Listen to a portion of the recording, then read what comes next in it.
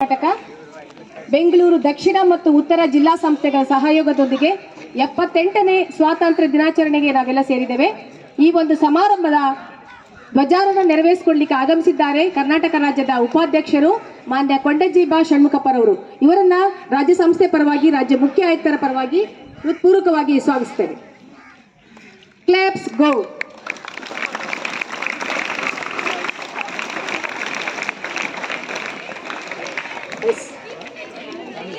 ಹಾಗೆಯೇ ಈ ಒಂದು ಧ್ವಜಾರೋಹಣ ಸಮಾರಂಭದಲ್ಲಿ ಶ್ರೀಮತಿ ಗೀತಾ ನಟರಾಜ್ ರಾಜ್ಯ ಆಯುಕ್ತರು ಗೈಡ್ಸ್, ಶ್ರೀಯುತ ಕೆ ಗಂಗಪ್ಪಗೌಡ ರಾಜ್ಯ ಕಾರ್ಯದರ್ಶಿಗಳು, ಶ್ರೀಮತಿ ಬಿ ರಾಮಲತಾ ರಾಜ್ಯ ಆಯುಕ್ತರು ವಯಸ್ಕ ಸಂಪನ್ಮೂಲ, ಹಾಗೆ ಅರ್ಪಿತಾ ಕೊಂಡಜ್ಜಿ ಎಎಸ್ಸಿ ಗೈಡ್, ಹಾಗೆ ರಾಜ್ಯ ಸಂಸ್ಥೆ ಎಲ್ಲ ಪದಾಧಿಕಾರಿಗಳಿಗೂ, ಪೋಷಕರಿಗೂ ಹಾಗೂ scout guides, cup school bus ಮಕ್ಕಳಿಗೆ ಆತ್ಮೀಯವಾದಂತಹ ಸ್ವಾಗತವನ್ನ ಕೊಡ್ತೇವೆ.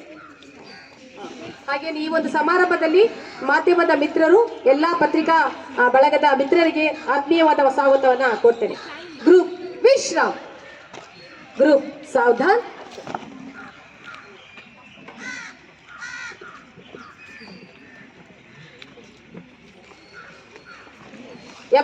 ನೇ ಸ್ವಾತಂತ್ರ್ಯ ದಿನಾಚರಣೆಯ ಶುಭ ಸಂದರ್ಭದಲ್ಲಿ ಧ್ವಜಾರೋಹಣವನ್ನು ನೆರವೇರಿಸಿಕೊಡ್ಬೇಕಾಗಿ ಕರ್ನಾಟಕದ ರಾಜ್ಯ ಉಪಾಧ್ಯಕ್ಷರು ಶ್ರೀಯುತ ಕೊಂಡಜ್ಜಿ ಬಾ ಷಣ್ಮುಖಪ್ಪರವರಲ್ಲಿ ವಿನಂತಿಸುತ್ತೇನೆ ಸರ್.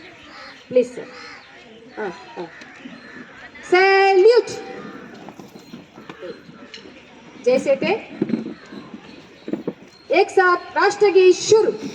जनगण मन अधिनायक जय हे भारत भाग्य विधाता, पंजाब सिंध गुजरात मराठा द्राविड़ उत्कल गंगा, विंध्य हिमाचल यमुना गंगा, उच्छल जलधि तरंगा, तव शुभ नामे जागे, तव शुभ आशीष मागे, गाहे तव जय गाथा।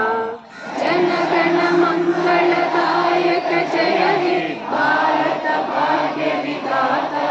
जय हे जय हे जय हे जय बोलो भारत माता की, बोलो भारत माता की, बोलो भारत माता की। ದಯಮಾಡಿ ಕುತ್ಕೋಬೇಕಾಗಿ ಮಕ್ಕಳಲ್ಲಿ ವಿನಂತಿಸ್ತೇನೆ.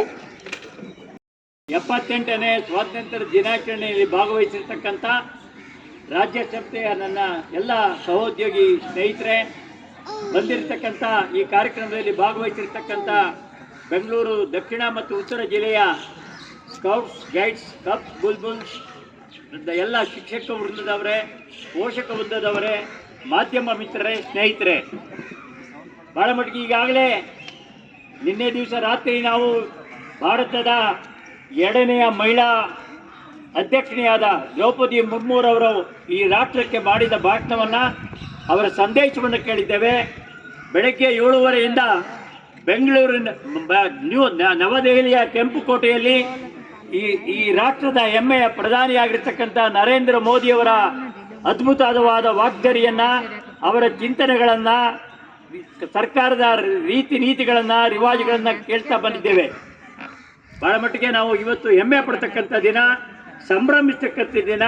ಹಬ್ಬದ ವಾತಾವರಣದಲ್ಲಿ ಇಡೀ ಭಾರತ ಮತ್ತು ಭಾರತದ ಪ್ರಜೆಗಳು ಪ್ರಪಂಚದ ವಿಶ್ವದ ಯಾವ ರಾಷ್ಟ್ರದಲ್ಲಿದ್ದಾರೆ ಅವರು ಎಲ್ಲರೂ ಕೂಡ ಆ ಹೆಮ್ಮೆ, ಅಭಿಮಾನ, ಉತ್ಸಾಹ, ತಮ್ಮದೇ ಆದ ಅತ್ಯುತ್ತಮವಾದ ಉತ್ಸಾಹದಿಂದ ಸ್ವಾತಂತ್ರ್ಯ ಸಂಗ್ರಾಮವನ್ನು, ಭಾರತದ ಸ್ವಾತಂತ್ರ್ಯದ ಸಂಗ್ರಾಮವನ್ನು ಅನುಭವಿಸ್ತಾ ಇದ್ದಾರೆ. ಇದಕ್ಕೆ ಕಾರಣ 78 ವರ್ಷಗಳ ಕೆಳಗೆ ಅಥವಾ ಇನ್ನೂ ಹೆಚ್ಚು ಕಾಲ ಈ ರಾಷ್ಟ್ರಕ್ಕೋಸ್ಕರ ತಮ್ಮನ್ನು ತಾವೇ ದುಡಿದಂಥ, ಅರ್ಪಿಸಿಕೊಂಡಂಥ ನಮ್ಮ ರಾಷ್ಟ್ರಪಿತ ಮಹಾತ್ಮ ಗಾಂಧೀಜಿಯವರು, ಜವಾಹರ್ಲಾಲ್ ನೆಹರೂರವರು, ಲಾಲ್ ಬಹದ್ದೂರ್ ಶಾಸ್ತ್ರಿ ಅವರು, BR ಅಂಬೇಡ್ಕರ್ ಅವರು, ಸರ್ದಾರ್ ಪಟೇಲ್ ಅವರು, ಆ ಥರ ಎಲ್ಲ ರಾಷ್ಟ್ರೀಯ ನಾಯಕರುಗಳು, ಬೇರೆ ಬೇರೆ ಸಮಾಜದವರು, ಬೇರೆ ಬೇರೆ ಇದಕ್ಕೆ ಒಳಪಟ್ಟಂಥ ಎಲ್ಲ ಹಿರಿಯರು ಕೂಡ ನಮ್ಮ ರಾಷ್ಟ್ರದ ಸ್ವಾತಂತ್ರ್ಯಕ್ಕೋಸ್ಕರ ತನ್ನ ತಾವು ಸಂಪೂರ್ಣವಾಗಿ ತೊಡಗಿಸಿಕೊಂಡಿದ್ದಾರೆ. ಅದೇ ರೀತಿ ಕರ್ನಾಟಕದ ಇತಿಹಾಸವನ್ನು ನೋಡಿದರೆ ಸಾಕಷ್ಟು ಜನ ಕರ್ನಾಟಕದ ಹಿರಿಯ ನಾಯಕರುಗಳು, ಅದು ಮದ್ದೂರಿನ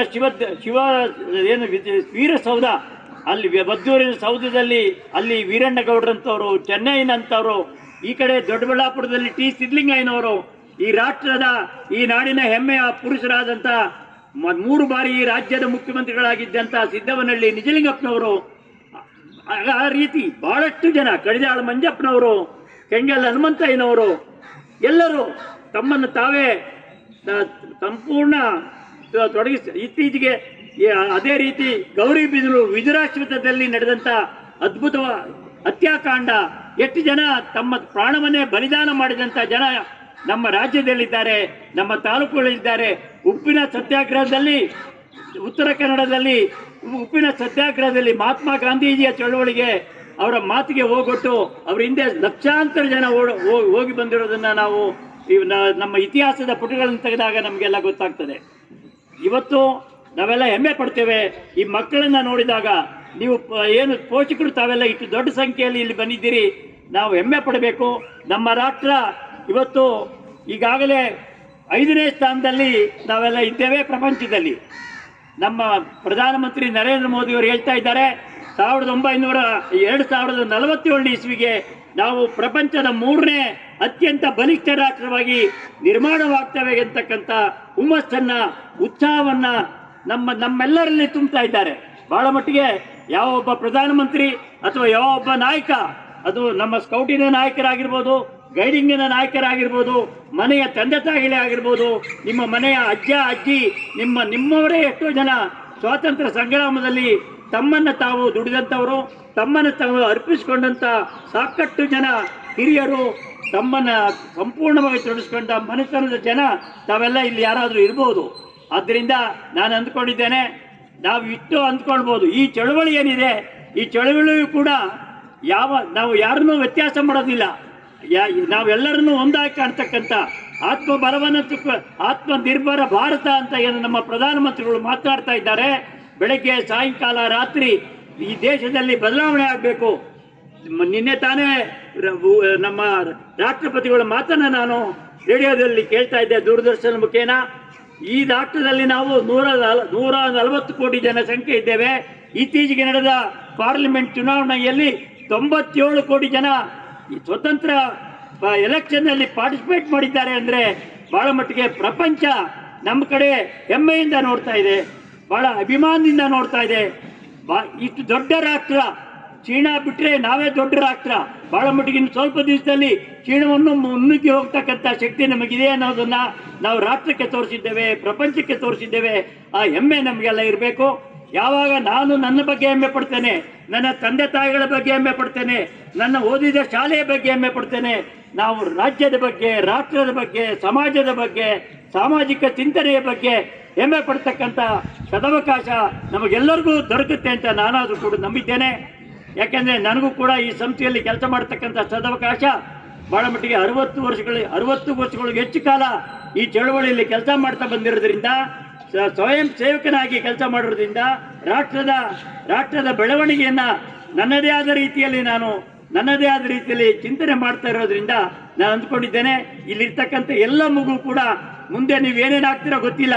ಇವತ್ತು ನಾವು ಇಸ್ರೋ ಮೂಲಕ ಬೇರೆ ದೇಶಗಳು, ಅಮೆರಿಕ ಬೇರೆ ದೇಶಗಳು ಮಾಡದೇ ಇದ್ದಂಥ ಅದ್ಭುತವಾದ ಕೆಲಸವನ್ನು ನಮ್ಮ ರಾಷ್ಟ್ರದ ಇಸ್ರೋ ಈ ಊರಿನಲ್ಲಿದೆ. ತಿರುವನಂತಪುರ, ಕೇರಳ, ತಮಿಳುನಾಡು ಇರ್ತಕ್ಕಂಥವರು ಅದ್ಭುತವಾಗಿ ಮಾಡಿ ತೋರಿಸಿದ್ದೇವೆ. ಅಂದರೆ ಇವತ್ತು ಸಮಾಜ ಬಹಳಷ್ಟು ಬದಲಾವಣೆ ಆಗ್ತಾ ಇದೆ. ದೇಶದಲ್ಲಿ ನಮ್ಮ ಭಾರತದ ಕಡೆ ಜನ ಎಲ್ಲ ನೋಡ್ತಾ ಇದ್ದಾರೆ. ಒಂದು ನನಗೆ ಮನಸ್ಸಿಗೆ ನೋವಾಗಿದೆ, ಇದುವರೆಗೂ ಕೂಡ ನ್ಯಾಷನಲ್ ಸೆಕ್ಯೂರಿಟಿ ಕೌನ್ಸಿಲಲ್ಲಿ ನಮಗೆ ಜಾಗ ಸಿಕ್ಕಿಲ್ಲ.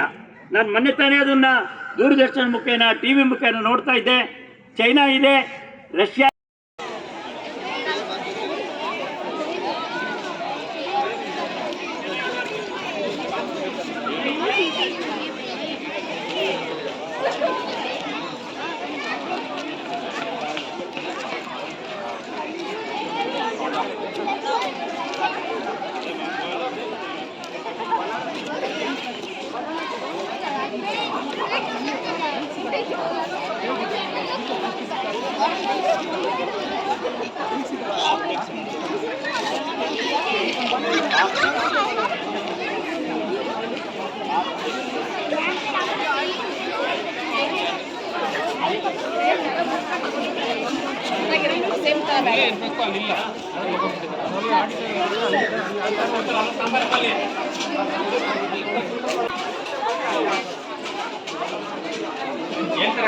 ಹಲೋ